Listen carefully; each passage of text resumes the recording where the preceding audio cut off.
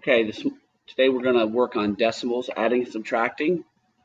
I'm going to show you how to do an adding and a subtracting decimals. Remember, first thing you do is line up the decimals. You work right to left, and you bring your decimals straight down.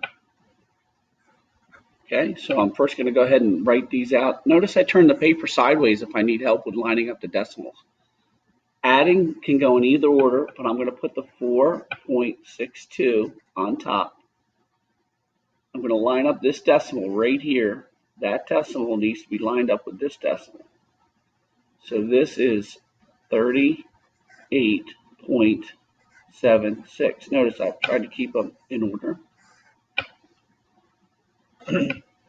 Now I start on the right side and I work to the left. 2 plus 6 is 8. Nothing to regroup. 6 plus 7 is 13. Need to regroup that 1. 5 plus 8 is 13 again. Regroup the 1. 1 plus 3 is 4. And my decimal comes straight down. So my final answer is 43.38. Okay. With subtraction, very similar. I have 27.8 minus 17.95. There are some things we need to consider when we do subtraction. But we line up the decimals. So I'm going to write 27.8. I must put this one on top. Minus 17.95. Okay, subtraction. Remember, I must subtract down. I'm missing a number here. Some people like to put zeros in and box it out so that we have a perfect rectangle. Okay, now I must subtract down. 0 minus 8, I cannot do that. So I have to go here to regroup. I can do that. I usually do that. I go 7, regroup. 10 minus 5 is 5. Now I'm going to consider 7 minus 9. I can't do that. So I'm going to go to this 7. I'm not worried about 7 minus 7 yet. I'm going to make this a 6. I'm going to regroup 1. Now I have 17 units here. 17 minus 9 is 8.